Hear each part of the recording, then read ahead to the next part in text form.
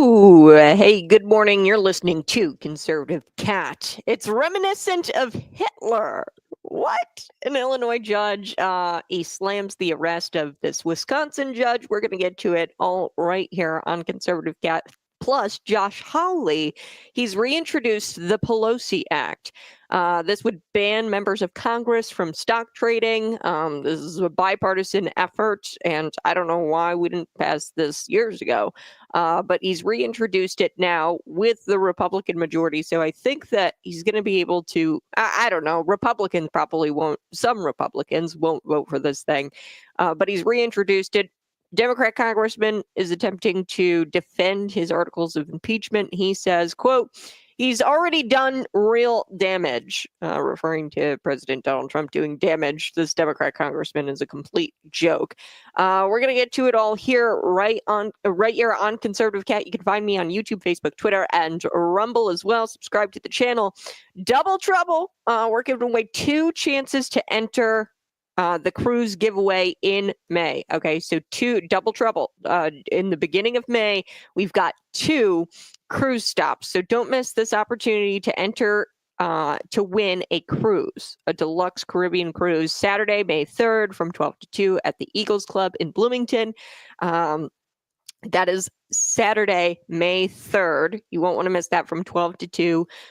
Check out their $5 burger and fry basket deal. $6.50 double cheeseburger deal. I mean, you can't even get that at like a fast food joint. Okay, like this is true. You're gonna check it out. Eagles Club 12 to 2, May 3rd.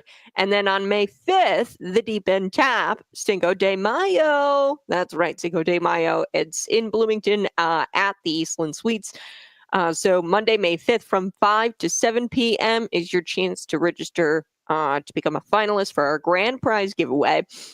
Special thanks to Expedia Cruises for the cruises. Now, I'm telling you, Deep End Tap, they've got specialized cocktails. You're going to want to check it out. These are your 2 chances. Your 2 chances to win this deluxe Caribbean cruise. I haven't seen Cities 92.9 give away anything quite like this ever. So you don't want to sleep on this. This is your opportunity to snag a cruise. All right, let's recap the Bloomington City Council meeting before I get into the Illinois judge, James Connect. He said on social media, like, I've never seen a judge so open on social media. Every single time I look up a judge on social media, they have like their profile picture and that's about it. He's not afraid to use his Facebook to express his opinions on issues. He was elected as a Republican. Yes, you can't. I'm dropping my jaw right now. He was elected as a Republican to the 4th District, 4th Appellate Court. District Appellate Court in 1986, and he serves on the board of directors for the ISU Foundation. He serves on all kinds of boards. James Connect, let's get into that here in just a second, but I want to tell you about the Bloomington City Council meeting. There's a recap on blnnews.com. You guys can go check it out. Let's talk about the 2 items of note, 2 items of importance. One, City Manager Jeff Jorgen's salary. We're going to get to that here in just a second. But also, Jackie Beyer, she took to the microphone. This was public comment. Okay. And she talked about the bid for the downtown streetscape coming in much higher than projected, or at least what was told to the citizenry. Let's take a listen to Jackie Beyer's public comment at the most recent Bloomington City Council meeting. Here we go. In grant funding from the state. Back in February, local news outlets reported that the first phase of the streetscape would cost about $12 million. Today, there was a bid opening for a project entitled the North Main Street Project. I'm assuming this is for the first phase of the streetscape, but I could be totally wrong though. If it is for the first phase, it was only 1 bid submission opened, and that was from Stark Excavating. The bid was for over $19.6 million. That amount is 63% higher than the previously reported $12 million. So I just have many questions. Is the bid for something other than the streetscape, or am I totally wrong?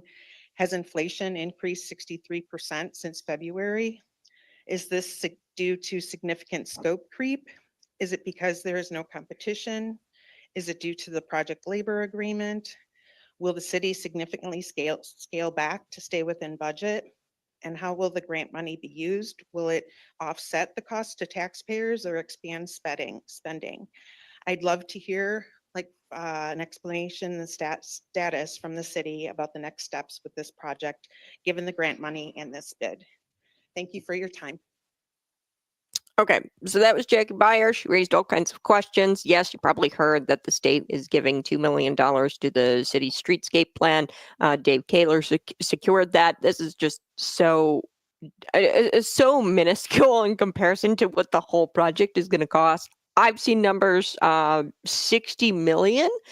Okay, so she's talking about phase one here. In phase one, at least, what was reported widely, $12 million for phase one. This bid came in, it was much higher than that. Actually, what is the exact number? I think it's 63% higher than what was originally projected, okay, for the first phase of this downtown streetscape, which is probably why this broke like 5 days ago. Of course, Dave Kaler puts out a press release and he's like, oh, $2 million, $2 million. It's going to, if we release this press release or release this news that the state is going to award $2 million for this project, and that sounds nice until you look at the grand scheme of things. $60 million, $2 million, like pennies, okay, in comparison to that.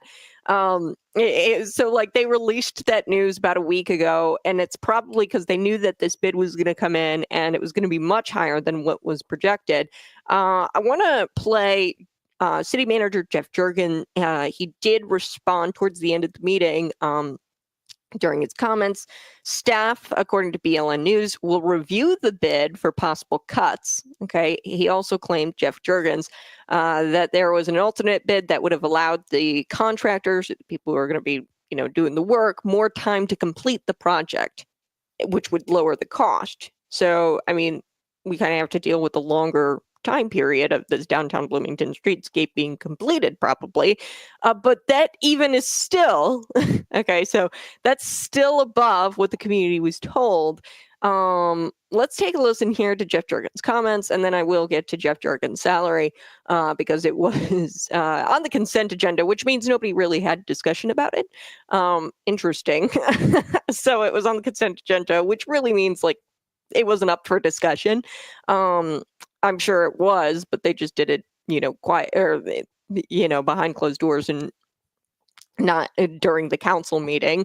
But there was an increase to his salary. His salary is effective May 1st, 2025. And the extension of his employment goes to May 1st, 2030. Okay. So we'll get to that here in just a second. But here's Jeff Jurgens. He's responding to Jackie Beyer. She brought up a lot of these questions like, hey, why did this bid come in? I think that this is the bid for the downtown streetscape. Why did it come in like 63% higher than what was originally projected? Take a listen here to the city manager. Bid, which would allow the contractor a little bit more time to do it. That bid came in a little lower, about $15.6 million. We are still in the process. Staff is still reviewing it. We're going to have some meetings, see if there can be some changes in scope or how we go forward, what the recommendation is with that. So we'll continue to keep the council and the community informed about that, but we are certainly still looking and evaluating that. Next slide, Phil. So 15.6 is higher than the original 12 million. So like, is this going to, and this is going to be done in phases, I suppose, and the ultimate price of what we were told was 60 million. Is it going to equate to that 60 million? Or is it going to be more than that? I don't know. I mean, the 15.6, that's the lower bid. Okay. That's the contractor who wants more time to complete the project. That would lower the cost, but it's still more than what the community was told. Okay. So, I want to get to the city manager's salary. Drum roll, please. It's $220,000. and $500. So $220,500 is his salary, and that's effective May 1st, 2025. That's a 5.39% increase. Okay, so it increased by 5%. Now, most increases are comparable to that, but I would have said a 3% increase is going to keep up with inflation. You're paying that as a taxpayer, and I'm going to be honest with you. Why? Okay, city manager should have caught that. Hey, we haven't been doing our activated our carbon. The PAC system was down for multiple years. I guess they took it down like decade, in the early 2000s. They took that system down and they weren't treating the water. I mean, you're dealing with water that tastes terrible and streets that you can barely drive on. And this guy's getting a raise, 5%, over a 5% increase. Whereas most people, they get about 3%. I think 3% would have been just fine. I mean, it's pretty exorbitant. Because most people get 3%. When they renew their contracts, and this is for 5 years. If the water situation gets under control, he should have caught that, or somebody should have caught that. Your councilman, your Cody Hendricks, Jenna Kearns, these were the incumbent councilmen. Somebody should have caught that we weren't treating the water with the PAC system. Right? Like, what are we paying these people for? But take a listen to this. This really just like it really makes my teeth just grind in anger. They're laughing about the guy getting this exorbitant salary, okay, and you don't have water to drink or to bathe in because it smells bad and it tastes bad. Granted, I understand that it's getting better and they're addressing it using taxpayer funds, of course, and they're addressing it now that it's a big problem. Take a listen to this. It's just this will bother you. Jurgens, do that, and remember, we just passed your contract, extension. And you still have to sign that ordinance. Right. I don't. They're chuckling about it. They're laughing about it. They passed this via the consent agenda. They didn't talk about it. They didn't do it before the public. Obviously, they just put it on the consent agenda. And this was all that was said about it. It was an off comment, and they chuckled about it in the meeting. And you're the taxpayer, and you're paying the salary, $220,500 to Jeff Jurgens, which is a 5% increase. Although your water rates went up and your water tastes bad and it smells bad, okay, and you can't even see through the water. It's not translucent or transparent. It's like translucent. And they're laughing about the salary increase. That's what they think about you. You're supposed to laugh because you're a pleb, and be the good pleb that you are, and laugh about how we gave this guy a 5% increase, which I wouldn't even be that upset about. But there have been obvious shortfalls that the community has had to deal with in the city of Bloomington. The homelessness issue. The 88% in robberies, increase in robberies, the 1.5% increase of crime overall, right? I mean, there's obvious shortfalls of the city, and a 3% increase would keep up with inflation. 5% increase says to the taxpayer, me, it says to me that, oh, you did an exceptional job. Could you make that argument? I'll be right back. You're listening to Conservative Cat.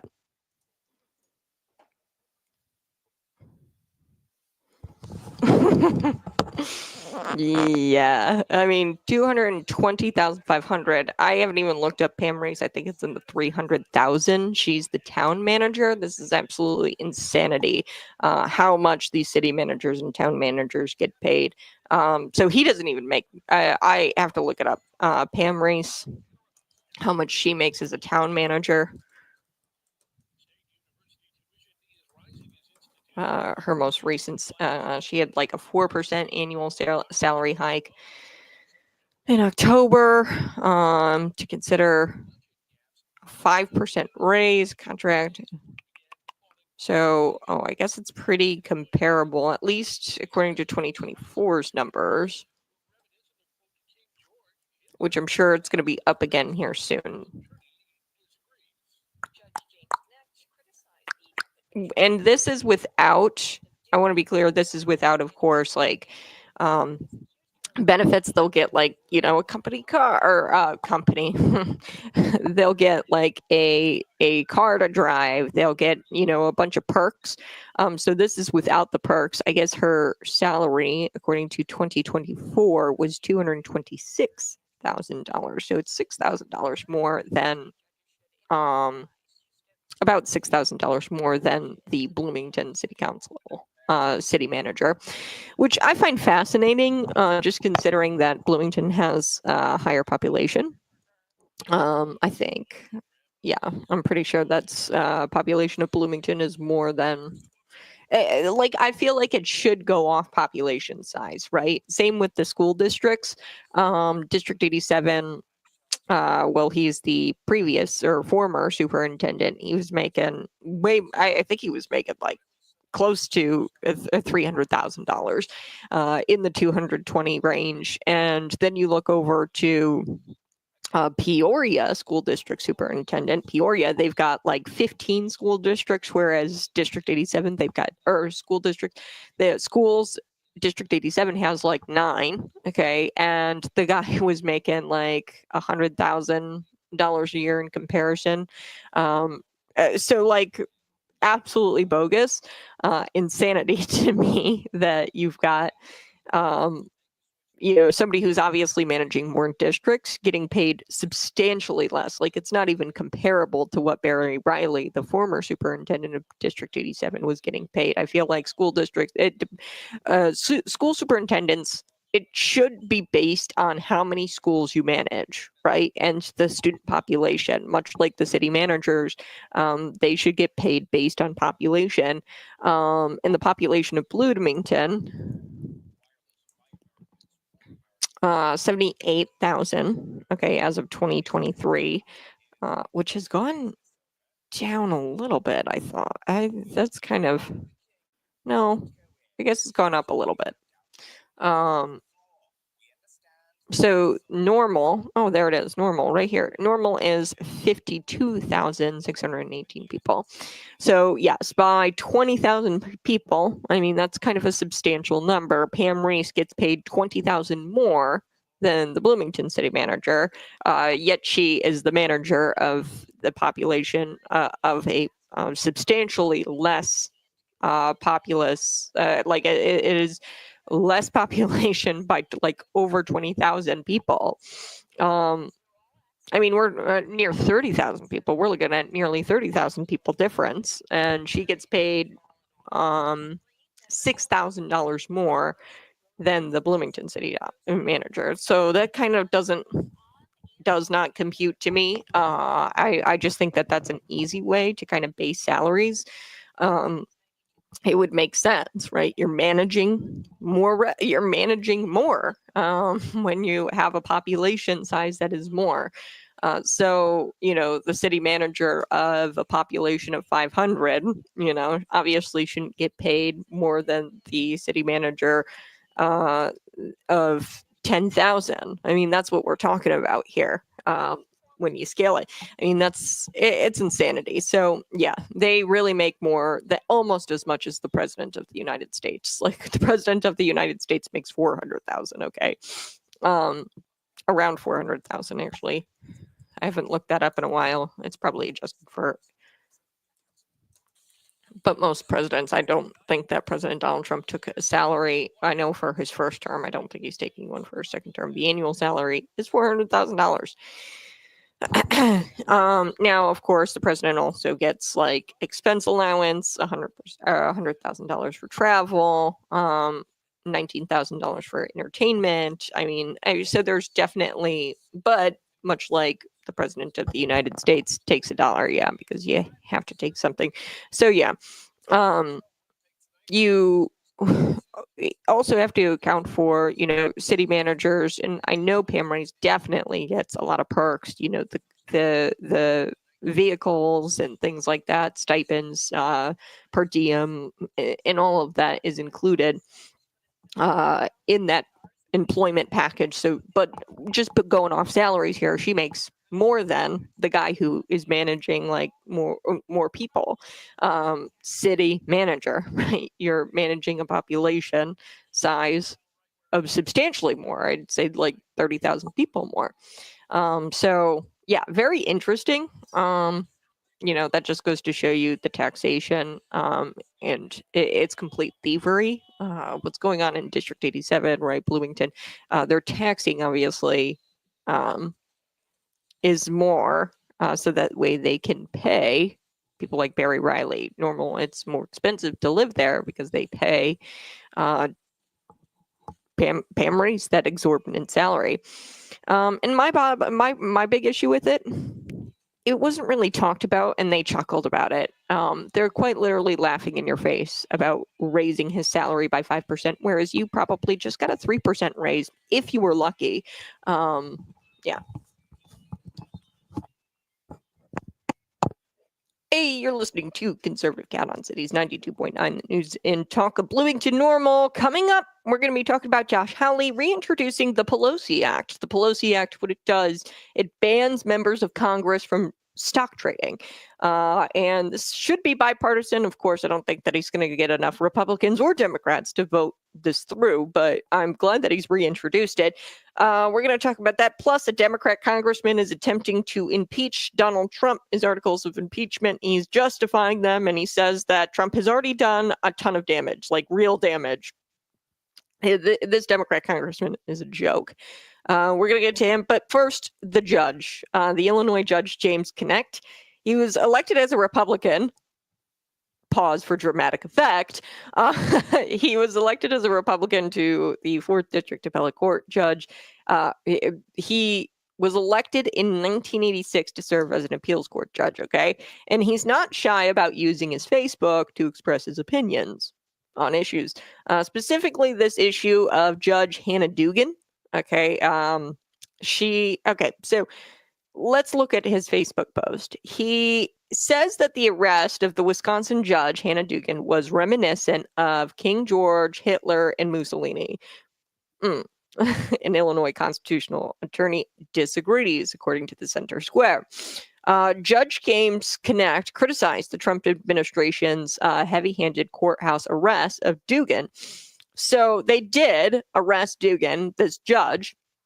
And the administration, this is what he says, quote, on his Facebook post, practiced jackbooted, ham-handed procedures to arrest Judge Dugan at the courthouse, reminiscent of King George, Hitler, and Mussolini.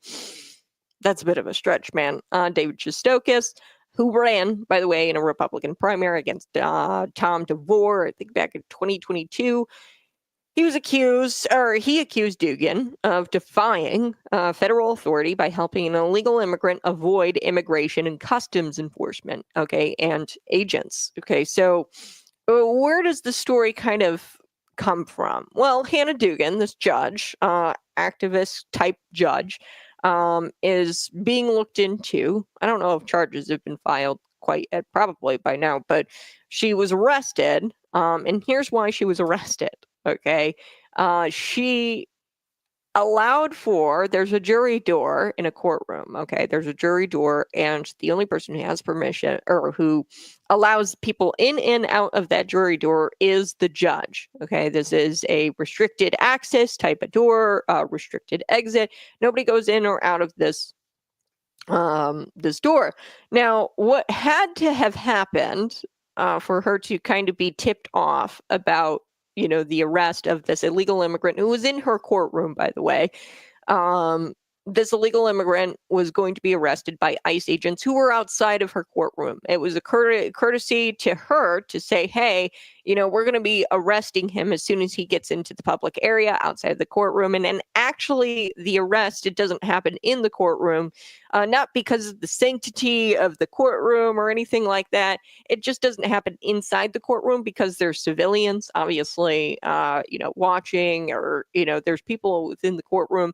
And it's kind of to prevent, dangerous things from happening. That's why enforcement won't bust into a courtroom and arrest people right there. They'll wait until they get out into a public area.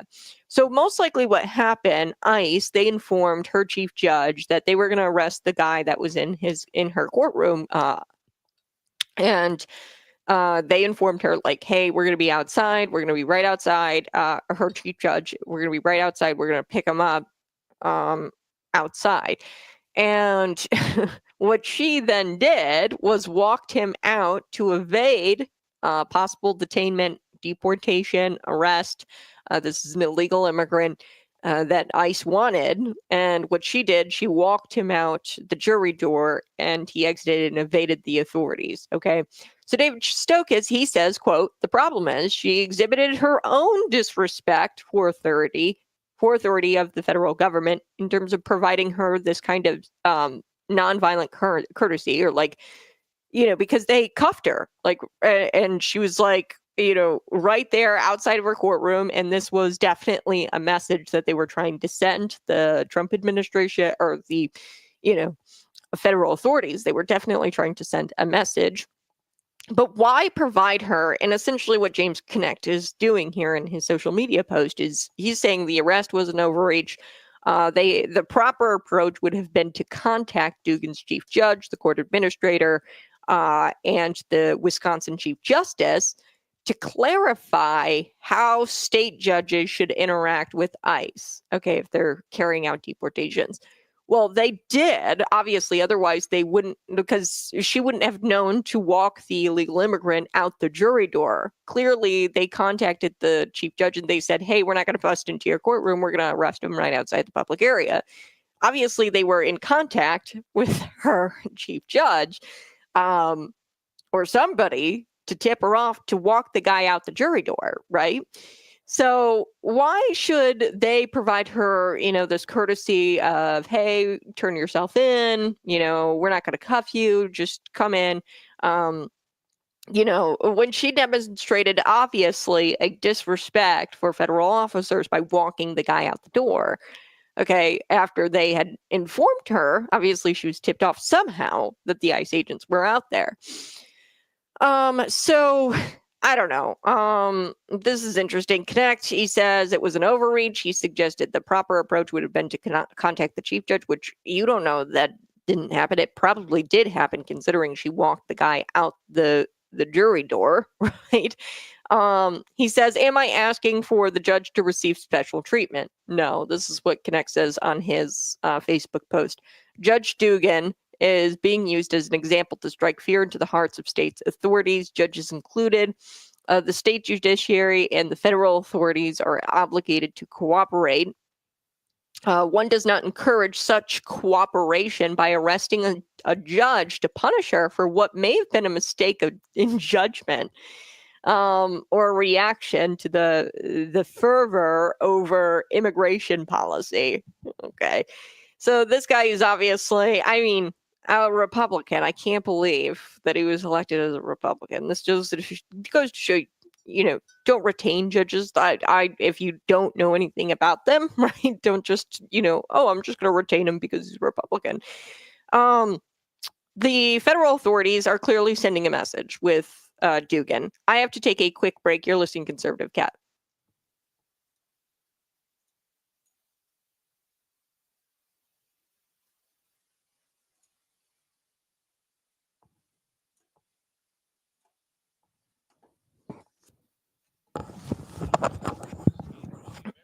Judges are not kings. They act like Hitler. Yeah. So that's the big thing, is that, hey, judges are starting to act like little demigods, as if they're afforded. Okay. As if this Hannah Dugan judge was supposed to be like, hey, can you come in and turn yourself in? We're charging you. Like, they're not going to do that, especially because she was probably tipped off.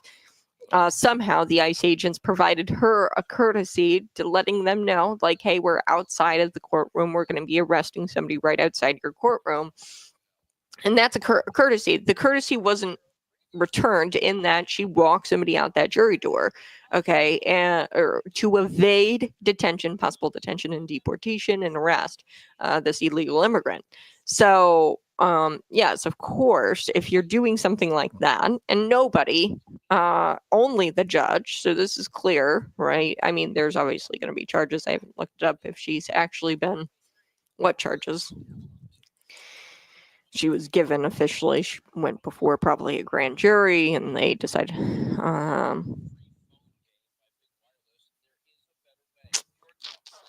Obstructing immigration, So she was charged obstructing immigration agents,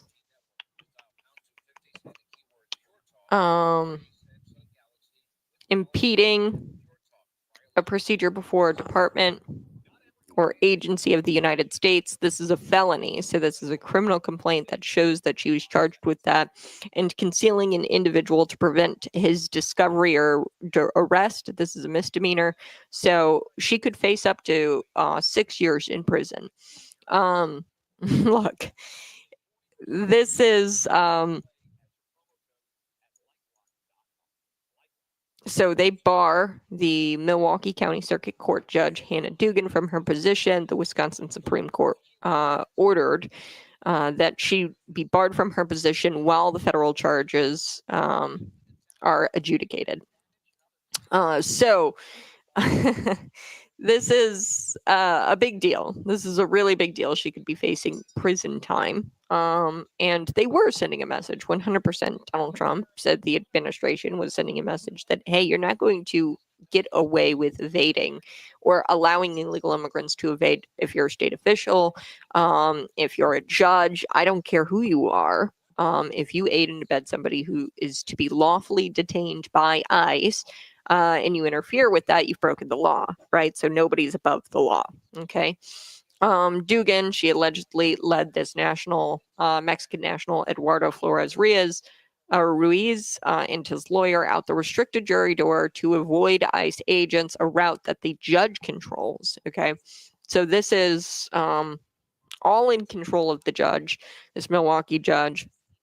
She could face up to 6 years. The FBI arrested Dugan, who was first elected to the circuit court in 2016.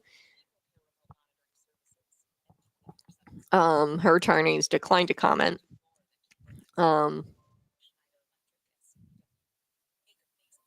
She said that the Associated Press, they got a note from her legal team, though. The court acted in a unilateral fashion. We continue to assert Judge Dugan's innocence and look forward to her vindication in court. Okay, so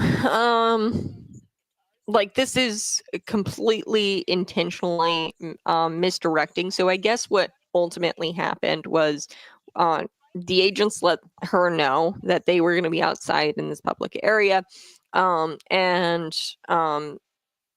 then she said, well, you have to go to the chief judge, go speak with the chief judge about the arrest. And she kind of diverted their attention, and she misdirected these federal agents. And that is shocking. That is shameful. They should be coordinating with each other.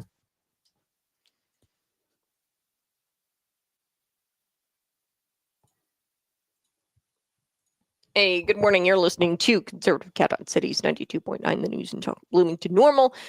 So Dugan, this Judge Dugan, Hannah Dugan, she's a Milwaukee Circuit Court judge. The Supreme Court said, hey, you can't be a judge, right? Or you're barred from your position while the federal charges are adjudicated.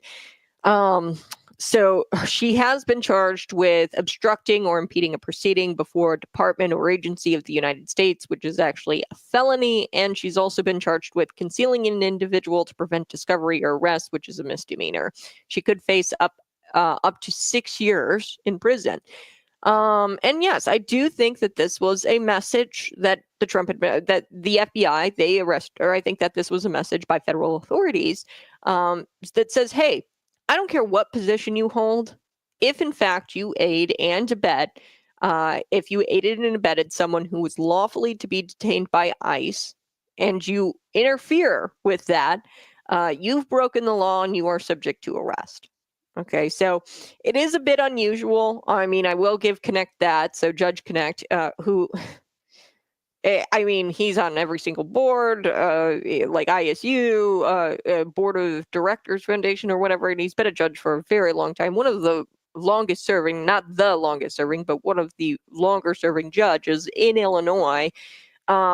He said on social media that he usually sleeps peacefully at night. Sorry, I'm gonna struggle through this because this is pretty funny. He suggested that he was awake thinking about Dugan's arrest. Sorry. I'm sorry. I swear I'm going to get through this. Okay, quote, I did not sleep well last night. I usually sleep peacefully. I was thinking about Judge Dugan in Wisconsin, Connect stated. Some states and cities have laws or policies to not assist federal authorities, such as ICE or the FBI. And of course, not assisting is not the same as obstruction. No, so this is really interesting in Illinois. We have a policy. What is it called? Now I'm forgetting what it's called. It's a state law, and really what this policy says is that you don't have to do the job of ICE officers or immigration officers. So immigration, they're the ones who are supposed to check out your green card, make sure that you're actually married to this person and you're not trying to evade deportation by doing a sham of a marriage, or that you're actually working on your work visa, or you're actually a student here on a student visa. Okay, they're supposed to check into that kind of stuff, not local law enforcement, because that wouldn't be right? That's not fair. That the local law enforcement is tasked with your job, and that the taxpayers are paying for our local law enforcement to assist you in your job. Okay, that's much different. They're not required to assist ICE in their duties, but it's against the law to be here in this country illegally. So you enter through an illegal port of entry. You don't go through federal through a legal point of entry in this country. You hop the border, you come in via jet ski, whatever it is, and you don't, seek asylum, you don't get a student visa, work visa, green card, whatever it is, right? And you evade the immigration process entirely. That is illegal activity, okay?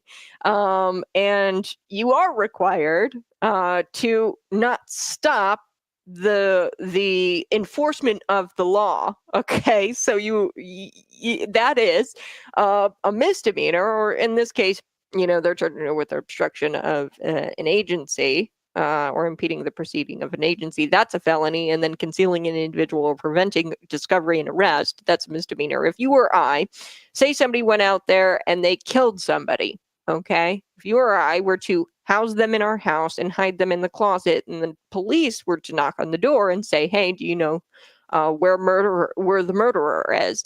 We're looking for him. We're going to arrest him with murder. If you, as the homeowner who's hiding him in the closet, says, I don't know where he is, you're going to be charged with preventing discovery and arrest. Okay. So the crime of murder is a crime, and the crime of entering the country illegally is a crime. So you are obligated to not assist, but you're obligated to not obstruct law enforcement from enforcing the law. You and I are just as citizens. We are not to do this and to obstruct justice and to obstruct or to prevent the discovery and arrest of somebody, and to stop law enforcement from doing their jobs. So, anyway, I just find this absolutely hilarious. He lost sleep, I guess, because of the arrest of Judge Dugan. Now, he goes on, he says some states and cities have laws and policies. Yes, so the state of Illinois has a law that I can't think of the name of right now. Most people misinterpret this law as, I don't have to assist them in arresting people. No, if there's illegal activity going on, you should not obstruct law enforcement. Anyway, so he goes on, he goes, for me, the issue is not with what Judge Dugan did. I do not support how she handled this. But how the authorities responded. Okay, so Oh, like, whatever, man. Clearly, like, you're not going to comment on the fact that she's being a chart, like, the jury door. Like, you're a judge. Don't you understand that the jury door is in total control of the judge? So Shostak has said that the social media post connects. Social media posts reflected a call for judges to be treated with a certain level of respect. She did. She was afforded respect, obviously, because they told her. Otherwise, she wouldn't have walked the guy out the door. They told her that they were there, and then she misdirected them, said, oh, well, you have to go see the chief judge, which gave her enough time to sneak him out the back door. Okay, so, I mean, it is a little unusual that, you cuff a judge like this, but in this case, you got to send a message, right? And one thing that I want to add, Connect, he's receiving, so in 2023, he received nearly $250,000 in, I'm assuming, pension benefits, because it was from the Illinois judges retirement system. So he obviously is a sitting judge right now. He's serving as an appeals court judge. Now, he did serve as an associate circuit judge, and then as a circuit judge from 1978 to 1986. So I don't know if he's collecting retirement really based from those positions or what, but I mean, clearly, I don't know. You're collecting retirement, but you're not retired. ... Question mark. And not to mention that's an insane amount of money, $250,000 nearly in 2023, and it fluctuates a lot. So I don't know why. So in 2024, I think it went down a little bit. In 2022, it was a different number from this 250. So usually pensions, they are, a set rate. And they might go down depending on if that pension system is funded or not, which it's Illinois, it's probably not funded, right? I got to take a quick break, but we're going to come back. And I promised you that we were going to get to Josh Hawley reintroducing the PELOSI Act. The national debt has increased over the past several decades to a total and it is always increasing. So it's probably more than $36.2 trillion.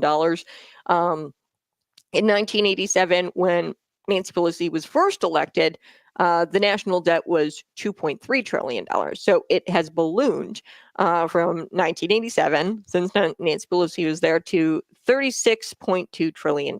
Okay, so she currently has a net worth of over $267.6 million. Okay, but she has a salary of $174,000. You do the math. How are you a multimillionaire? Okay, $267 million net worth. How are you a multimillionaire and you have a salary of $174,000? Tell me how that makes sense. So this is why Josh Hawley has reintroduced the PELOSI Act, and it's going to ban members of Congress from trading stock. Because they're privy to, obviously, information that you and I aren't privy to, being lawmakers, and they use that information for insider trading. I'm going to be right back. You're listening to Conservative Cat Cities 92.9. Hey, smash that like button, share this out with your friends. Why is it okay for the governor to print money, but when I do it, I go to prison? Yeah. Where's the... I'm looking for my pen. The size of the government should be like a speck. Okay. The point is, the size of the government is too big, and all of these people are making way too much money. Okay. I just told you about. Okay. Between the pension of this Illinois judge in the Fourth Circuit, the appeals, the appellate court. Okay, the Fourth Circuit or Fourth District. He's making $250,000 in a pension, by the way, which doesn't make a whole lot of sense to me, because he's not a retired judge. He's getting it from the Illinois retirement system, judges retirement system, which I don't understand completely. I don't get that. I don't know how that exactly works, because I'm sure he's also getting a salary as a judge. And I don't think that's his salary, because that's the retirement system. So he must be getting his salary From what I understand, that comes out of the Illinois courts, and that's allocated by the Illinois General Assembly. They pay the judges salaries, but I mean, so is he double dipping? Is the question. I don't know if that's allowed or what. It's peculiar, right? And I think it's a waste of taxpayer money because he's not retired. Okay, so he's retired from these positions, but he's not a retired judge. He's still serving as a judge. So he is getting $250,000 in a pension, right, in 2023. And then you've got, which it might be a little less in 2024. I don't know what he's going to get for 2025. Those numbers aren't out, from what I could tell. But let's just go with the 250,000. Okay, he's got that from the pensions, which is your tax money. Okay, the Illinois judges retirement system is your tax money. Then we talked about Jeff Durgans today, $220,000 salary. Okay, that's taxpayer money, the city of Bloomington. Then you're paying the salary, the normal citizens, normal residents, they're paying the salary, $226,000 for Pam Reese. I mean, this is exorbitant salary. Like, what? I don't understand. You're supposed to get into public service because you want to serve, and it's like, I mean, I'm not saying to be a volunteer, but naturally when you go into public service, and I hate when they call themselves public servants, you're not serving anybody. Okay, you're getting paid to do a public sector job. Okay, so you're a public employee is probably more accurate. Okay, so public employee, actually, let me rephrase that. Taxpayer funded employee. Okay, this whole term of the public servant, you're not serving. Serving is by definition. Let's actually look that up. Because servant is somebody who performs duties for others. And this is like performing a duty. So it's under the, like that this is your duty and that you will not be paid, or that you will not really be paid for it, that this is an obligation and you're going to do it because you have to, and it's a duty. Okay, so the biblical definition, these are workers of obedience, and they belong to other people. Okay, so servants belong to other people in that they are to perform work. And I'm not saying to be enslaved, right? I mean, but $220,000, $250,000 in a pension, on top of probably a salary that he's collecting as an appeals court judge. Like, this is exorbitant. And it's getting out of servitude and more into employment, and like you should be performing. Okay, that's my point here. You should be performing for that kind of money. And I mean, I don't know about you, but every time I interact with the government, it is always a freaking headache. Look at this Constellation Energy. You've got to try to opt out of it. And it's hard to do that. They have made it easy, and it's hard to find. So actually, bailnnews.com, they put a webpage out there. I can share it with you guys in the comment if you guys want to opt out of Constellation.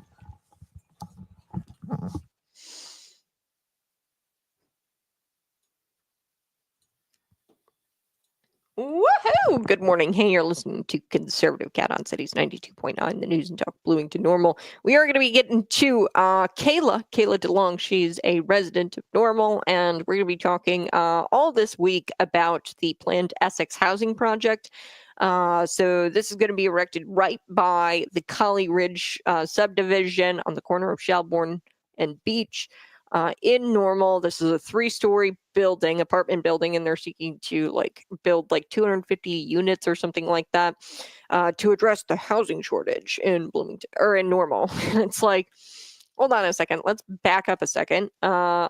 We already have planned projects that have been approved that haven't even been developed yet. Maybe we should develop those projects and then see if we have a housing shortage. Okay, let's build those out, fill those, and then let's come back to the table. And then if we want to still claim that there's a housing crisis, sure. It's all based off of this economic development study, or the Economic Development Council. They did this study, and people have pushed back against this study, saying, okay, well, it goes under this assumption that people and everybody in Bloomington Normal who works in Bloomington Normal should have a job or should have a house. Okay, it goes off of those numbers, and that's just that's just stupid. Okay, because you're going to have commuters, you're going to have people who work remotely who don't necessarily live in Bloomington or Normal because they don't want to, and like I said, that's a natural thing. These are cities, okay, and most people want to live outside of the city. And I mean, this is just American culture, a 20-30 minute drive, and then they drive into the city to go to work. Okay, so you're operating under the assumption that these commuters want to live in Bloomington Normal, and they might not want to, okay, with this study. So people have pushed back against that study, saying that there is no housing crisis. And actually, look at all the vacancies of our current developments. There's ISU student housing that's vacant. There's multiple developments that have vacancies and that are affordable-ish, right? So we're going to get to that. I do want to get to Josh Hawley here real quick. According to Fox News, he's reintroduced the PELOSI Act. He introduced it in 2023, but it failed to make progress under President Joe Biden's administration. Maybe it'll make progress under the Trump administration. The proposal has since gained popularity among lawmakers on both sides of the aisle. In fact, I think that even AOC is, and I've got to double check this, but even AOC has come out and said that, yeah, there should be a thing where we ban members of Congress from trading stocks. So he reintroduced the PELOSI Act. Tell me how she's a multimillionaire on a salary of $174,000. I don't know how she's doing it, but he calls it the PELOSI Act. I don't know how you go into office and then you come out exorbitantly rich. Like I'm saying, like with all of these salaries today, $250,000 to the judge in a pension, in the form of a pension. Then you've got Barry Riley. He gets 200-something thousand in a pension as well for managing a district with 9 schools in it. But Peoria School District has 15 schools in it, and the guy gets $100,000 or something. That superintendent, and he's the current superintendent, by the way. That's not even in a pension. And then we talked about Jeff Durgans just getting a 5% raise. He's making $220,000. Pam Reese, the last salary I saw, she gets a salary increase all the time. $226,000 is the last. I mean, this is getting to be insane. Okay. These are exorbitant salaries. But what's really odd about Nancy Pelosi is that she's a multimillionaire on this $174,000 salary. You do the math. So the proposal has gained popularity. There's bipartisan support.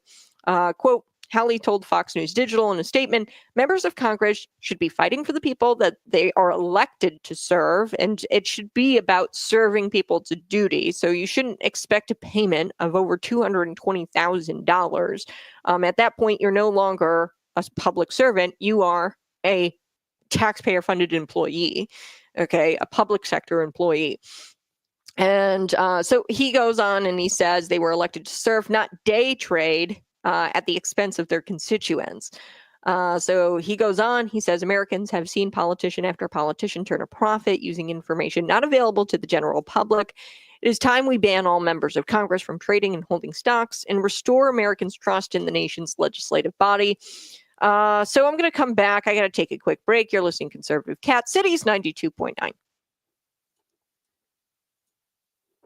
Hey, smash that like button, share this out with your friends. We're going to come right back, and we're going to be talking about the Essex housing project in the 7 o'clock hour. I'm going to wrap this up. I assume most voters can agree on this, right, despite their political affiliation. This has, I don't think that this has a chance, to be honest with you, because there's too many Democrats and Republicans who will not vote down their chances to make themselves rich. Okay. So Hawley's ban would prohibit lawmakers and their spouses from holding, purchasing, or selling stocks for the duration of the lawmakers' time in office. Lawmakers would be allowed to invest, of course, in diversified mutual funds. So this isn't like completely excluding them from the stock market entirely. Okay, they'd be able to invest in diversified mutual funds, exchange traded funds, or U.S. Treasury bonds while in office. Okay, so they'd still have a chance at retirement. Okay, this is actually pretty lenient. That he's allowing them in this bill to do all of that.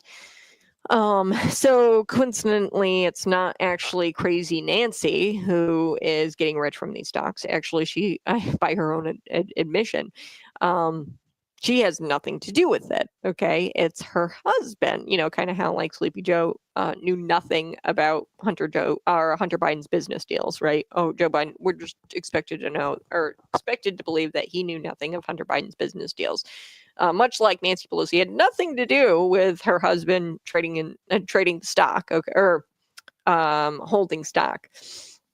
So, in a statement to the New York Post from Pelosi's spokesperson, Speaker Pelosi does not own any stocks, and she has no prior knowledge or subsequent involvement in any transactions. Mm-hmm.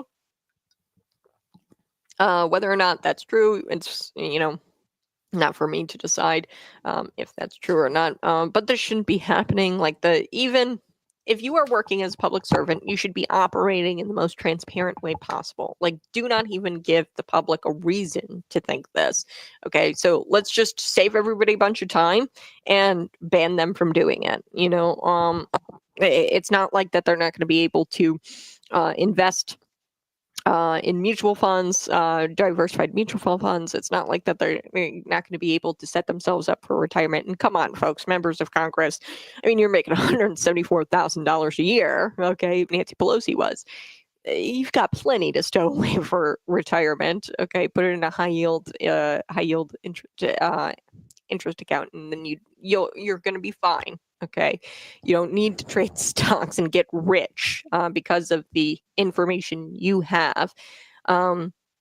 That being said, I think it's time for term limits. Lawmakers should be focused on serving the American people and the fact that they are there to enrich themselves. This is a scandal, and it happens at the federal level with Nancy Pelosi all the way down to your city managers, from your judges to your city managers. That's what we've been talking about today. They are there to enrich themselves. This is not about public service anymore. They are taxpayer-funded employees, and they've decided to get into this business because it's very, very lucrative, and they can enrich yourself at your expense. That's what they're there for, okay? It's no longer a job of public duty or an honorable position, okay? And you should be electing people who don't want the job, people who overtly, you know, come out and say, I really don't want to do this. I don't want to take a salary. I'm not going to take a salary, you know, somebody who would do this voluntarily, you know, and I'm not even really calling for that. I think that, well, and let's actually look this up. You know, I've heard multiple times that Montana is one of the best states ever to live in. I'd be curious what they pay their state legislatures.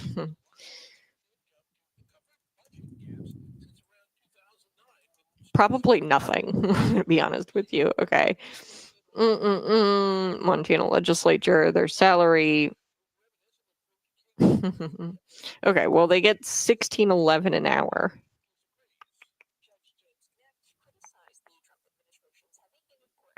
They don't even have it broken down in a salary. Okay, here we go.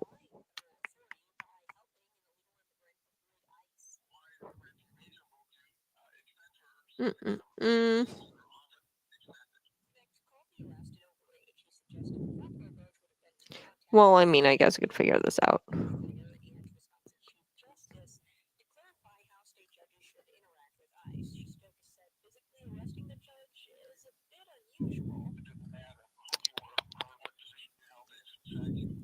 Okay.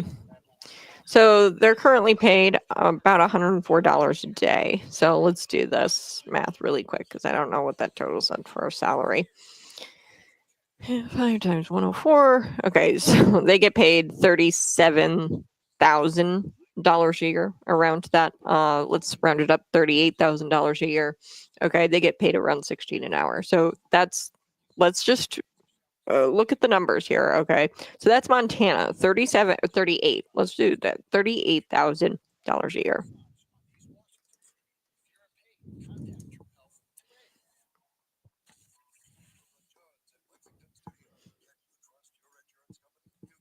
Okay, I know it's definitely more than this, but they get paid around $90,000 a year. That was in 2024.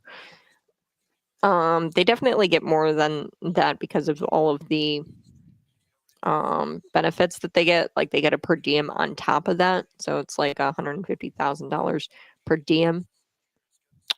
Okay, so it's $89,000. Okay, that was a pay bump, and they just received a pay bump. It's nearly $90,000 a year.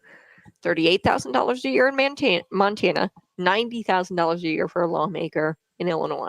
This is insanity.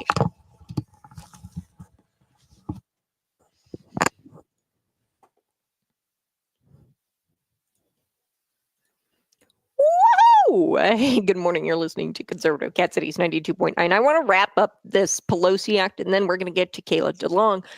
She's a resident of Normal, and we're going to talk about that Essex housing project. We've been doing that all this week, inviting residents to come talk with me, Conservative Cat. Thanks so much for tuning in. I appreciate you being here. Talk with me about this housing project that's going to completely disrupt the tranquility of their neighborhood, and they're concerned about it. So we're going to get to that here in just a second. Let me wrap this up with Senator Josh Hawley. He wants to, or well, has reintroduced the PELOSI Act. Okay, so this would actually ban and prohibit lawmakers and their spouses from holding, purchasing, or selling stocks for the duration of the lawmaker's time in office. Lawmakers would still be allowed, okay, and this is kind of nice, they'd still be allowed to invest in diversified mutual funds, exchange traded funds, or U.S. Treasury bonds while in office. So they should be set up for retirement. Plus, they're making $174,000 a year, something like that. At least that's what Nancy Pelosi makes via salary. That's insane. So I actually just did the math in the stream, and you guys are always welcomed on the YouTube stream, and you can subscribe to the show. I just did the math. Montana, they pay their lawmakers around $38,000 a year. Our lawmakers are getting paid nearly in Illinois $90,000 a year. I just told you about Jeff Jurgens, $220,000 a year. Pam Reese, $226,000 a year in the form of a pension. Your judge, the appeals court judge, James Connect, he's getting paid $250,000 at least in 2023 through the Illinois judges retirement system. So in some sort of form of pension, but he's still a current judge. Don't even get me started on that one. So anyway, according to the statement to the New York Post, Pelosi spokesman said Speaker Pelosi does not own any stock. She has no prior knowledge or subsequent involvement in any transactions. Actually, it's her husband who does all of this. Okay, so that's why the Pelosi Act extends to spouses.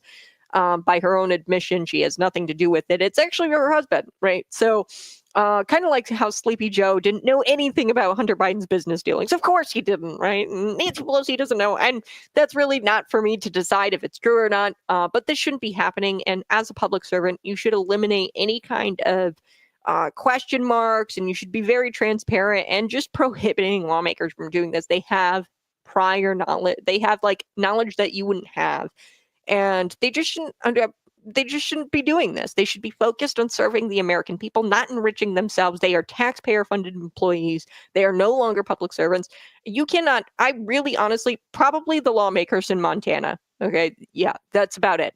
Who are public servants. You shouldn't be getting paid these exorbitant salaries. You should actually hold true to the definition of a servant, which is somebody who understands that this is a duty and isn't looking for enrichment. Okay. All right.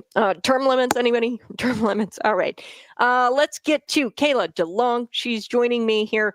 We're going to be talking about the Essex housing project. Okay. So noise, traffic congestion, violence, crime, drugs. These are going to be student housing. Being that I've lived in student housing, I can tell you that the parties kind of get outrageous. Now, I don't know, considering that this is Young America, I don't know how they do that. I didn't go through Young America. I went through First Sight. I don't know how they go about policing that sort of thing. ISU police, I don't know how they go about policing it. I know when I was in college, I rented apartments through First Sight, and while I was there, it was loud. Okay, and this is possibly going to disrupt. Actually, it will definitely disrupt this smaller residential area. This is on the corner of Shelbourne and Beach.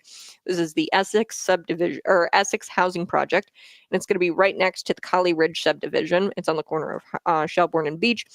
And I want to talk with Kayla. I'm going to bring you on here, Kayla. She's joining me. Kayla, how you doing?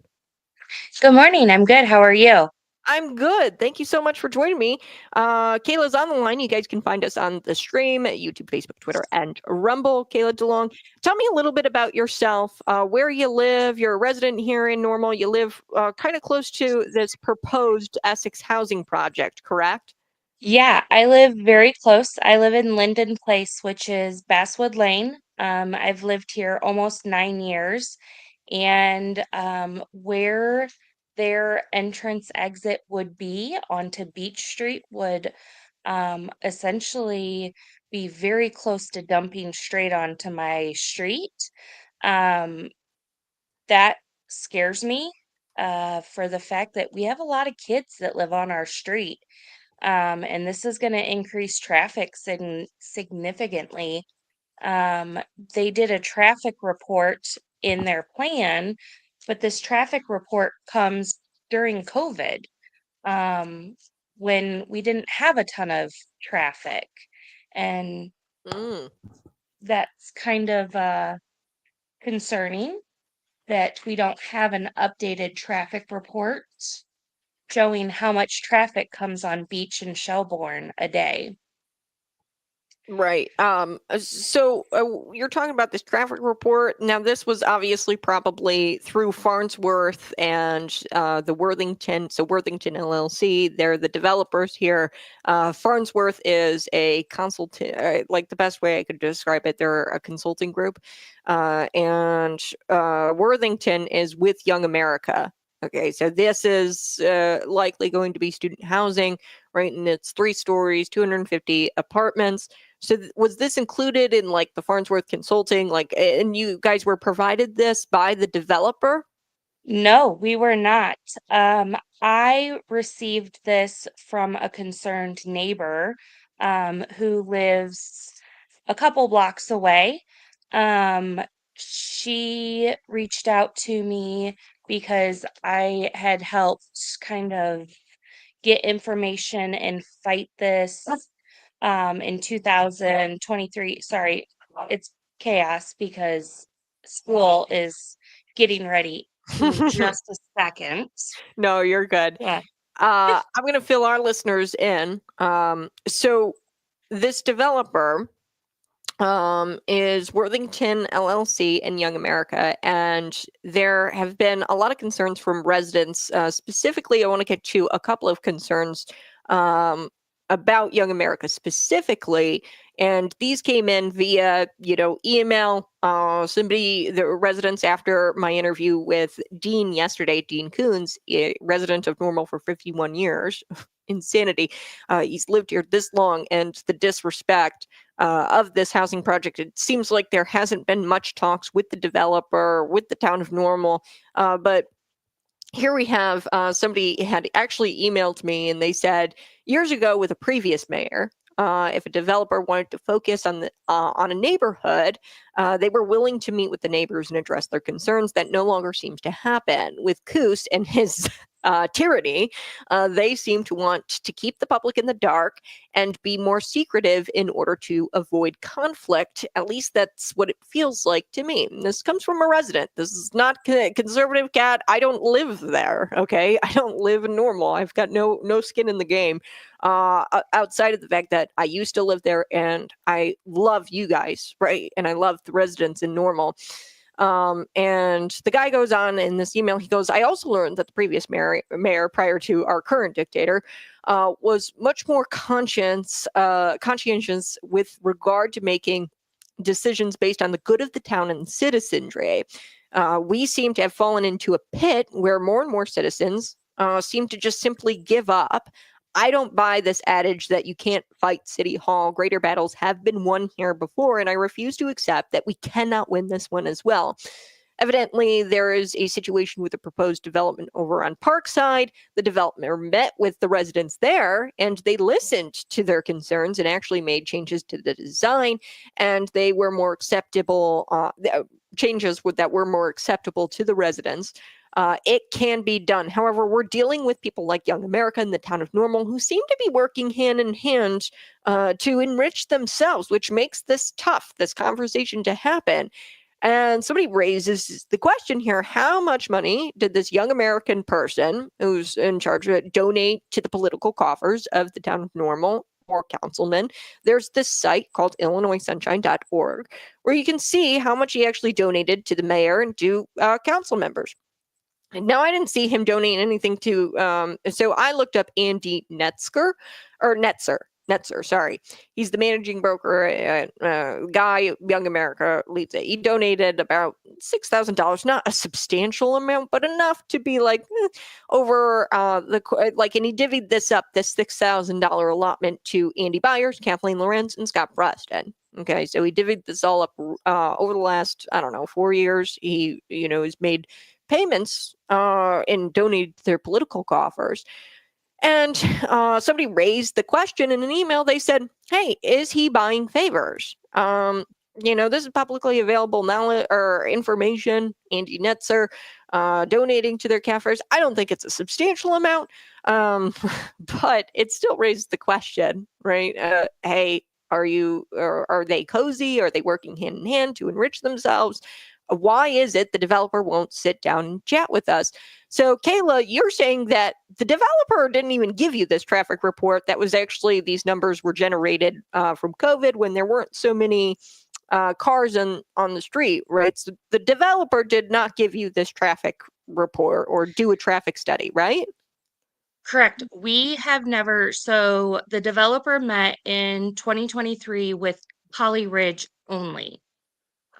He didn't meet with Savannah Green. He did not meet with Linden Place, Beechwood Commons, or any other subdivisions closely directed to this project, only with Holly Ridge. And the thought there is that because this land was supposed to be part of Holly Ridge, and there's no reason that the owner of this land didn't continue developing.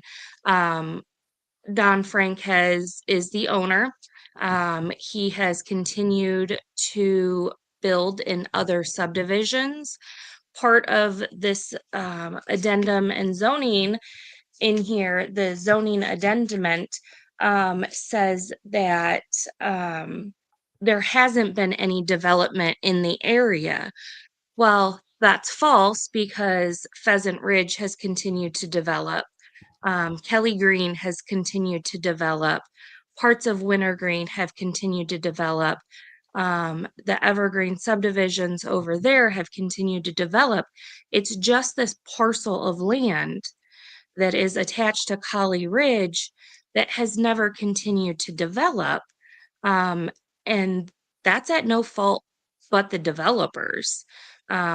We do have a need for single family homes in Bloomington. I have worked in real estate for the past 8 years.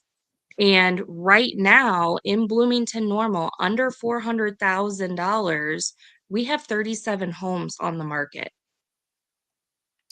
Wow. So if we look at that and maybe I take affordable out because affordable is a term and a word that could mean many different things for many different people, depending on where you are on that scale of what affordable can mean to you. But why not build a duplex, a zero lot line, some nicer condos. We have really close to us. Oh, Now the subdivision has lost, but they are building on the backside of Wintergreen, and it is a whole little area that is only rental homes, but they're single family homes that are being rented out with the possibility of in the future being sold. When Hmm. you build multifamily homes that are 3 stories that are going to impede on the single family homes that are backing up to it, they're losing light, they're losing privacy, they're losing a lot of things that don't necessarily need to go in there. And we can still fight the rental, we can still fight the need for rentals, is what they're telling us. Um, we need single family homes like nobody's business right now. Mm-hmm. Why not continue that? Why not put that there and not rezone this when we already have zoning available that's not being built for multifamily homes? Right. Kayla, we've got to take a quick break, but I want to come back and, ask you this question. Like, okay, they say that there's this housing crisis, right? And this housing shortage. And this is all based off this economic development study that they've done. And, that's faced a lot of pushback because they, say that everybody who works in Bloomington Normal also needs to have a house here in Bloomington Normal, but they aren't building single family houses, which suggests to me, like, if you're working here and you're you need a long-term place to stay, and a long-term place to stay, you can't raise children in one of these apartments. This is like student housing, and it's temporary housing that you're building because people aren't going to stay in apartments their entire lives. They just don't. Okay, they're always looking for single family housing, and like you said, you're a real estate agent, there's a demand for single family housing, and it almost feels like there's a de facto like ban on single family housing because they haven't built single family housing and they're not interested in single family housing. They're only interested in these these 3-story apartment complexes. And the affordable thing, you're so right, because that's a relative term. It's not going to be affordable. These students, being that I was one of them, you're charged like $500 per person. Like, what they wind up doing is, like, say they build an apartment unit and it's like a 2-bedroom apartment unit. They're going to charge you probably like $1,000 per student to live in there. And, like, that's pretty expensive, like, per person. And, like, it's never really cheap. Student housing, it's just not. I lived in like an apartment type and shared it with a bunch of roommates, and they charged each roommate $500. Now, this was years ago. With inflation, I'm sure they're charging, $1,000 per roommate to live in a shoebox. So, like, it's not really affordable to anybody. Like, these multifamily apartment buildings, or this multifamily housing apartment complex, I don't think it's even really going to be affordable to students, per se. Like, it's a very relative term. So we're going to be right back, Kayla. We're going to be right back. I'm going to ask you some questions about the housing crisis, your thoughts there. I'll be right back.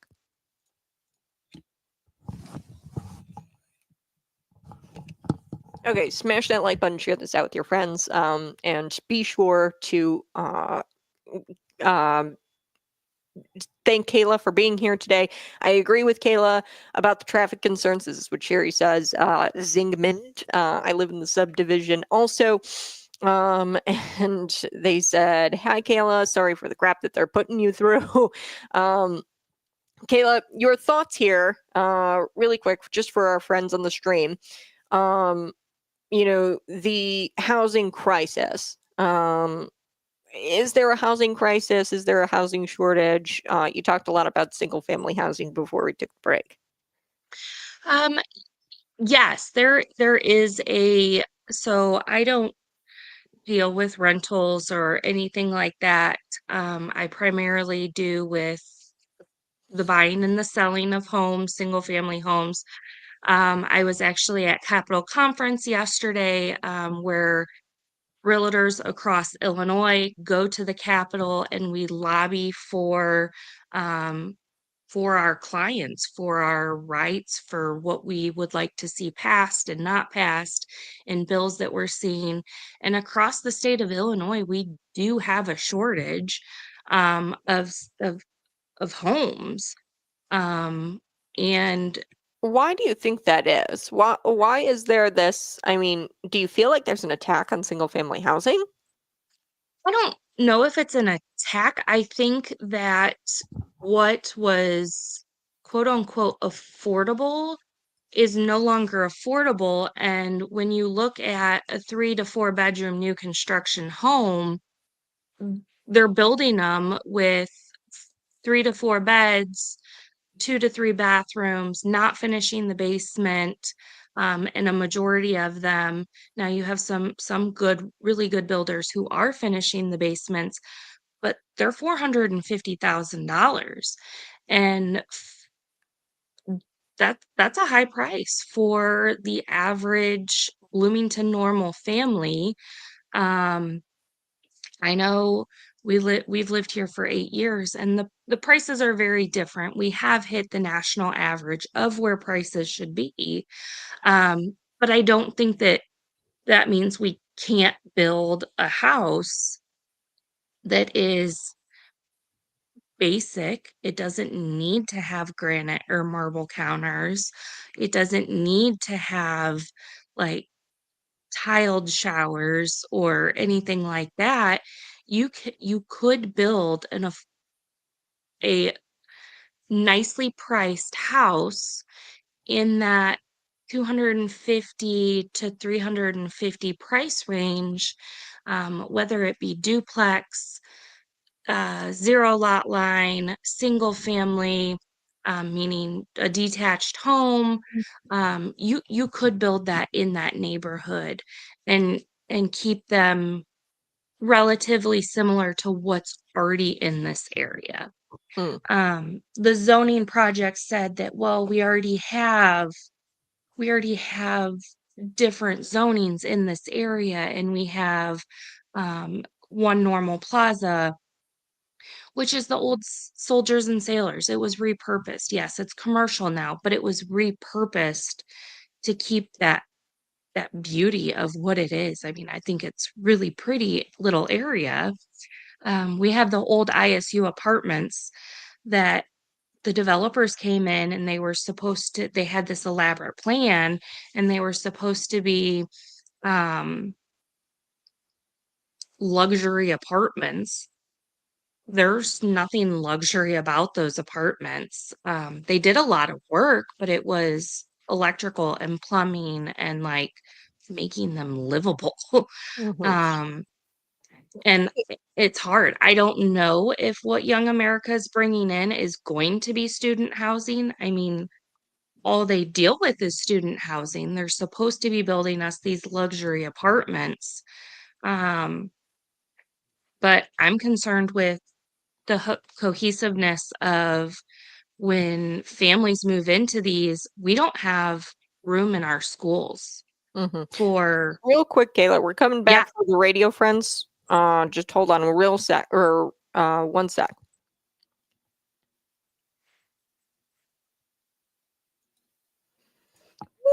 Woohoo! Hey, good morning. You're listening to Conservative Cat Cities 92.9, the News and Talk of Bloomington Normal. With me, she's joining me here on the show, Kayla DeLong. She's a resident of Normal. We're talking about the Essex Housing Project, and she knows a thing or two, folks, because she's a real estate agent and she has been for quite some time.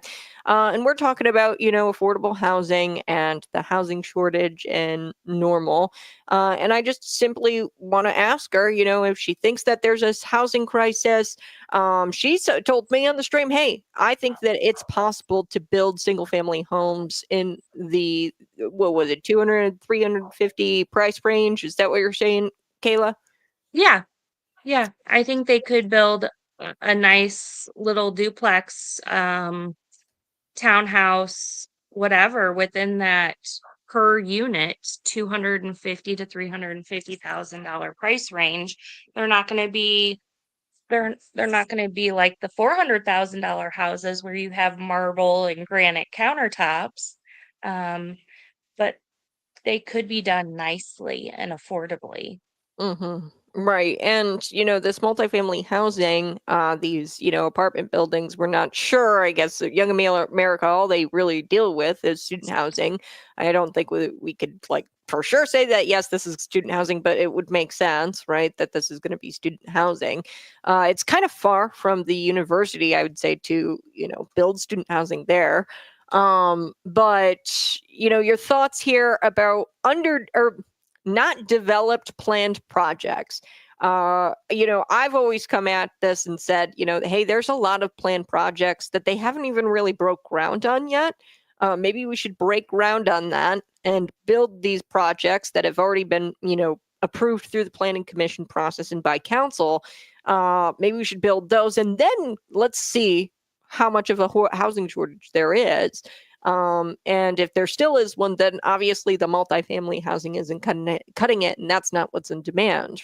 So what are your thoughts about the the not developed but approved projects already in Normal?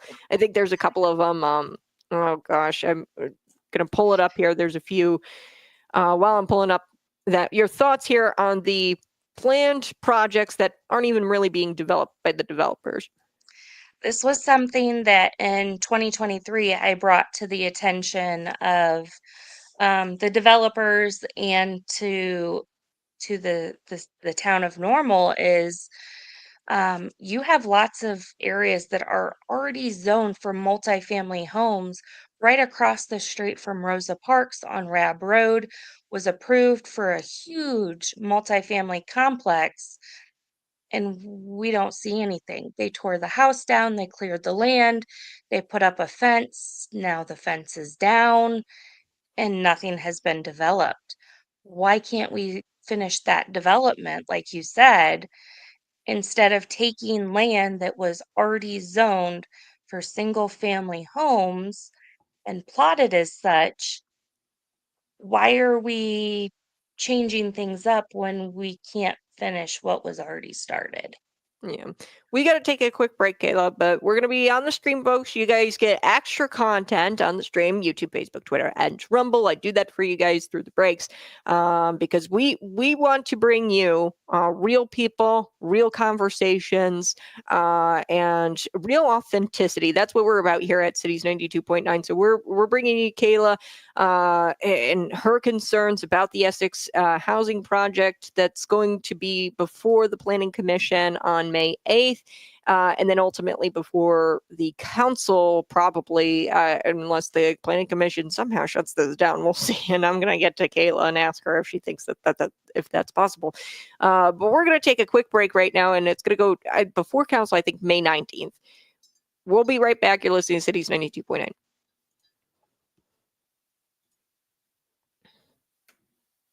All right, Kayla. So, sorry about that. We kind of jumped back and forth between the stream and the radio. Real quick, I wanted to ask you, the planning commission that goes before the planning commission May 8th, what is the likelihood you think that this is going to just get rubber stamped and kind of sent to council? And your thoughts on, the council, the government, the town of Normal, hearing out the concerns of this of the citizenry. Do you think that they're being responsive to the citizenry that currently lives there?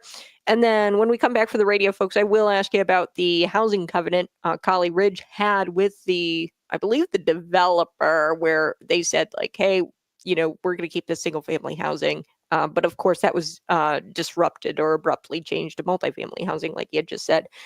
But your thoughts on this passing the planning commission?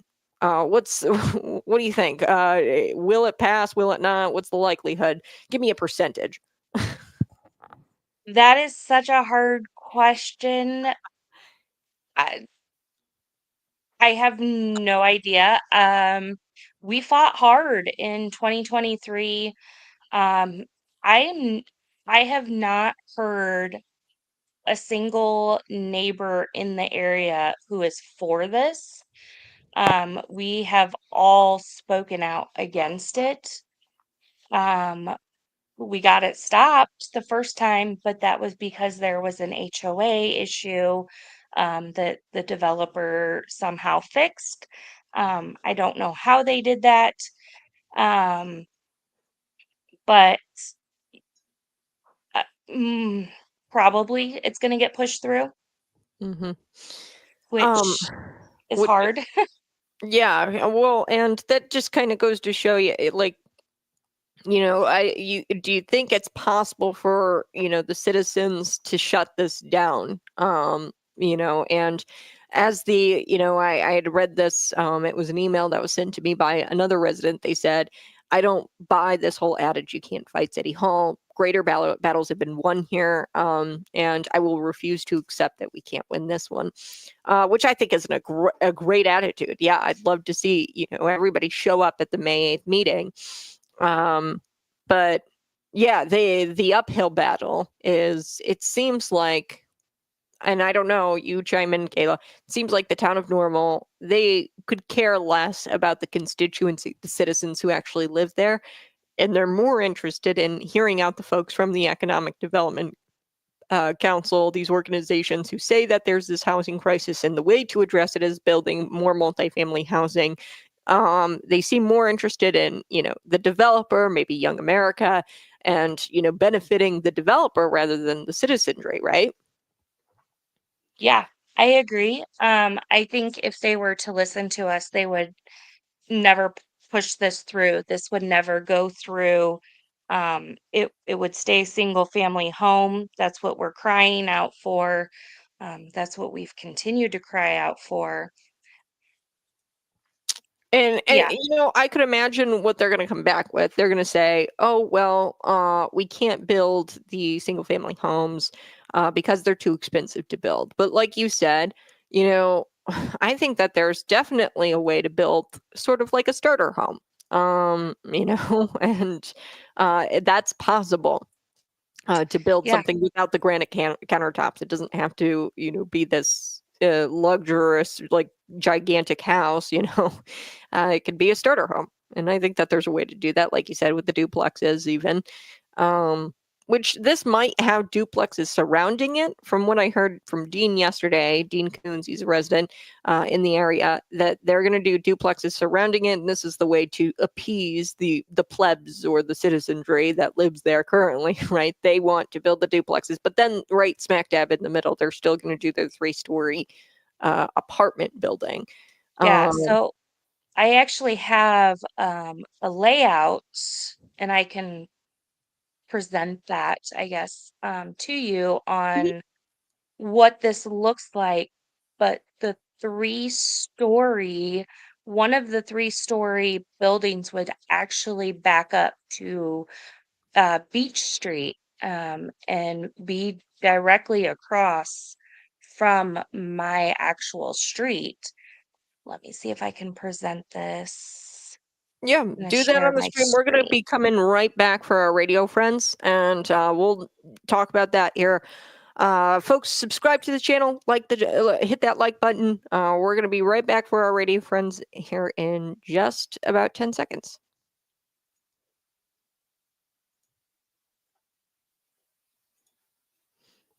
So I think, I don't know, Kat, if you can see this, I sure can. Yep, there it is. but that is their proposed layout. It looks pretty, but what's it actually going to look like? Yeah. Hold on one second. We're coming back for our radio friends.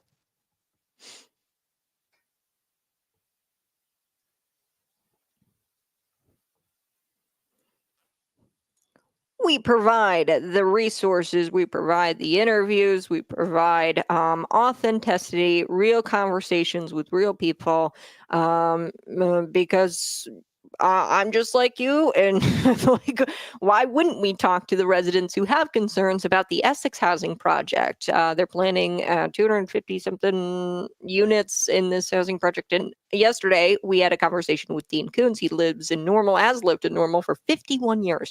Today we're talking with Kayla DeLong. She has a real estate experience, and she actually sharing this with me. This is a graphic that kind of shows on YouTube. You guys can see it if you'd like to go there, but it shows, and tell me what I'm looking at here, Kayla. Dean, he said that there's going to be duplexes around it. You had suggested that they build, I don't know what this was originally zoned for, single family housing. What the covenant with Hawley Ridge, that subdivision, the covenant was, hey, we're going to only build single family housing here. They destroyed that covenant essentially, and then they abruptly changed the zoning for multifamily. Now, Dean said that as a way to kind of appease the plebs in that area, that they were going to build the duplexes, and then smack dab in the middle of the duplexes was going to be this 3-story apartment complex that towers over the rest of the residential area there. So tell me what I'm looking at right here, Kayla. So on this backside, where my mouse is scrolling across, this is Beach Street. Mm-hmm. Yep. These 3 right here are going to be 3-story multifamily apartments that are going to back straight up to beach. You have an exit here onto beach. You have an exit here onto beach, which my street would be right here. Right So there all of this by those traffic, 3-story apartment buildings. So it's not like, yeah. they're concealing. So the way they were trying to describe it too, and that's not really the point of this, Kayla, is, people like NIMBY, they're going to say, not in my backyard. I don't want any, Mhm. students in my backyard or low income people in my backyard. Which this isn't necessarily low income people, because I'm telling you, some of these multifamily apartments, and if they're saying they're luxury, these are very, very expensive a lot of the time, from my experience, especially if Young America is going to be renting these to students. They're not going to be paying cheap prices for these apartments, let me No. tell you. Okay, so affordable, very relative term. Just because it's an apartment doesn't mean that it's going to be super cheap. You could build cheaper single family homes there, and there could be starter homes or whatever. There no granite countertops, laminate flooring, whatever. Right? And those could be cheaper, potentially, than an apartment or a luxury apartment. But they tried to say, oh, you won't be able to see the 3-story because it's going to be surrounded by duplexes. Am I right about that, Kayla? Um, yes and no. I think their biggest concern with the not seeing the multi-story was to Collie Ridge. Um, they're only trying to appease one neighborhood Mm, out of 4 that surround this land. Um, they're not taking into account what my subdivision sees, or what Savannah Green sees, or even on the other side of Shelbourne, you have Maple and Oak and all those streets that aren't necessarily a subdivision, but they're going to see this. They're going to deal with the traffic, they're going to deal with the influx of residents. Um, so yes, they're appeasing to Collie Ridge and putting the duplexes along the side of Collie Ridge. Um, but that's it. yeah. Well, and they're trying to do that because they're trying to kind of take the egg off their face, because they broke this housing covenant that said single family housing would be built there. Right. And, this Yeah. is going to bring obviously the property values down to all the surrounding neighborhoods where this is going to be up, because that's just naturally what happens. Um, with increased, when you stack people up on top of each other, there's a potential increase of crime, there's a potential increase of traffic. This all brings down property values.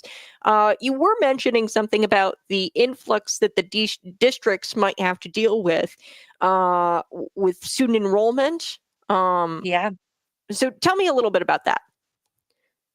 So we love our school. Our This area goes to Fairview School. Um, we have great teachers, we have great staff. We're at capacity. We don't have room in our school for a large influx of students that potentially, I mean, they're marketing these as multi-bedroom, which is going to bring in families, or more children.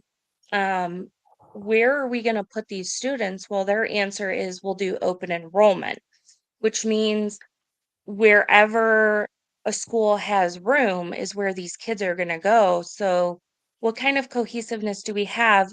Not even all these kids in the apartment complex are going to be going to the same school. So, you have all these kids that are going to be out playing and they're not going to know each other. They're going to be going to totally different schools. They're going to be bouncing around. Um, Yeah, and what's going to happen it there? disrupts the community feel. Mhm. And most residents that I've talked to in Normal who say that they, decide to live in Normal, I was talking with Dean yesterday. They said, "Hey, we decided to live in Normal for the simple fact that it feels like a small town community, but we do live in like a bigger town." I looked up the population today. In Normal, it's like 53,000, somewhere around there. It's a larger populated, not like exorbitant amount of population, but what we've done great in the past anyway, here in the town of Normal, is building communities, building these subdivisions, making it feel like a small town feel, making it feel like community. um and that's just really hard to do when you start to disrupt that community by adding a bunch of people living on top of each other who aren't going to the same schools. Not to mention, these might not even be people with families. I mean, they market it as that. I really don't know. Like you said, single family housing is in demand, right? Tell me about that as a real estate agent. Well, what's Normal's problem here? Is it the fact that we don't add, like, the housing shortage? Is it the single family homes that we need? It's the single family homes we absolutely need, and you look at the development that Bloomington is doing, with their subdivisions, the Grove out on Ireland Grove just added the next phase. They're actively building, out on, oh, Fort Jesse. You have, neighborhoods out in there that are actively growing. And then we sit in Normal, and over by Normal West, they're growing that subdivision. And you have Kelly Glen who's kind of building but not fast. And you kind of have areas in Pheasant Ridge that are growing but not fast. And it's interesting why. Why are we not growing as fast? Why are we not building and increasing these houses, that we need? We have great jobs around. We have Ferrero, we have Rivian, we have two major insurance companies, we have two large hospitals that employ lots of people. Um, and especially with Rivian and Ferrero, they're bringing in large population of new members of our community, and they're having to, especially when Rivian first came in, they're having to move over into Peoria and in areas further away just to have housing, and waiting 2 or 3 years to be able to buy a house in Bloomington Normal. And then they come here and it it's just we're not growing fast enough for what we need. Yeah, yeah. Well, we have to take a quick break. Kayla, stay with me for our next segment. I do want to ask you about the I like this question from Sherry. You guys can always comment 309-451-9299. That's our text line, but you can also comment on the stream. My question is, will the 3-story, 36-unit apartment complex be as huge as the lodge apartments on campus? If so, this apartment is going to be huge, blocking light, privacy concerns. I have seen this pop up a lot, privacy concerns. A lot of people have texted me and said there's a big issue with privacy concerns. I want to talk about those here next on Conservative Cat, Cities 92.9. We'll be right back.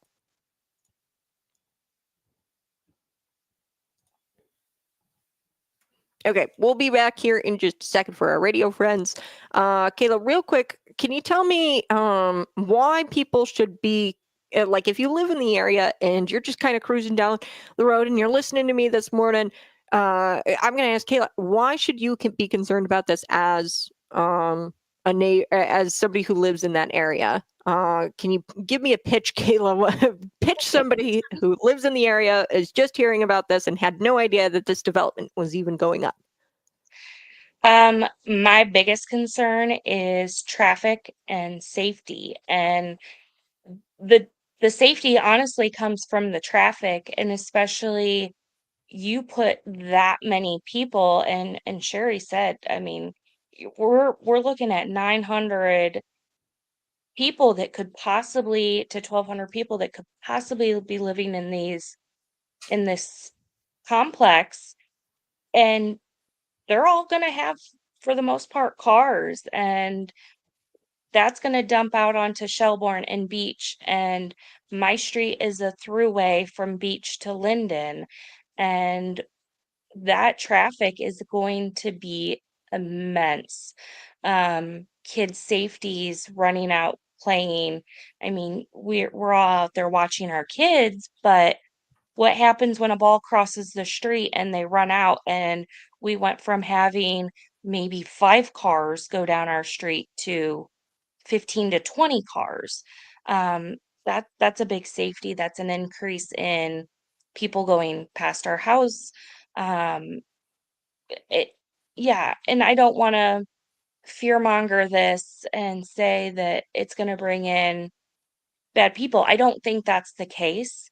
Um, I'm hoping that it is for Well, residents and not students, because I think students are students. They're young. They're maybe more carefree. This isn't their community, so to speak. They're from somewhere else, and maybe that loss of respect is there in at times. And I don't want to say that across like a general board. well, I their was a brains aren't student developed. once. Yeah, Yeah. your brains. I mean, we have scientific evidence that says, hey, your brain isn't developed until the age of 25, and these students are below that age. So, um, yeah, and it's not to say that they're not bad, but it's changing your community and the feel of it entirely. So I remember, well, I lived in the apartments, Tac Enterprises. I forget what the name of the apartment. It was only a couple of years ago. I can't believe I forget it. And I lived there, and they did kind of like, I wasn't in Normal probably at the time of those being built, but I lived in those apartments. They're kind of off to the side. There's nothing really out there that surrounds that apartment complex. It's down like this road. It gets pretty rural real fast. And I think that they did a great job with those apartment complexes. Now, back when I talked with Charlie Farner, who is the developer, right, a major BN developer, he said that, hey, my apartments, they're kind of cheap, and I have a lot of vacancy in these apartments. I forget the name of the apartments. I'm going to have to go look that up. I can't Would it believe be Ironwood? that's it. That's it. Okay, so it's right around that neck of the woods, like where you guys Yeah. are at. It's a little off. I used to live in North Normal in those apartments. And I think that those apartments, when I talked with Charlie a couple of years ago, he talked about how there's vacancy there, but they do a good job. Like, that's the type of if you're going to do multifamily housing, do it like that, where it's, off to the side a little bit. It's down a street. It's not down one of these residential streets, and it's kind of behind all of those subdivisions. If you want to do multifamily housing, there's got to be area. And I don't know if it was originally zoned for single family. I have no idea. But it turned out okay. This, as we were looking at the map, it looks like it's smack dab in the middle of these 4 neighborhoods. Oh, it absolutely is. And you're going to be increasing traffic down these residential streets. Now, where Ironwood is at, now correct me if you think something different, or if you think something different, it's down this street that nobody else really lives on. There's a trailer park there, but that's it. Like, there's nothing else really down there. And there's a Casey's there, and they built it right by the Casey's. So and it's right there. So it's not down any kind of residential streets. So that's where I don't think like multifamily housing is terrible. There's a way to do it, but you're like breaking up this single family housing zoning. We got to come back for the radio, friends. So hold on one second, Kayla.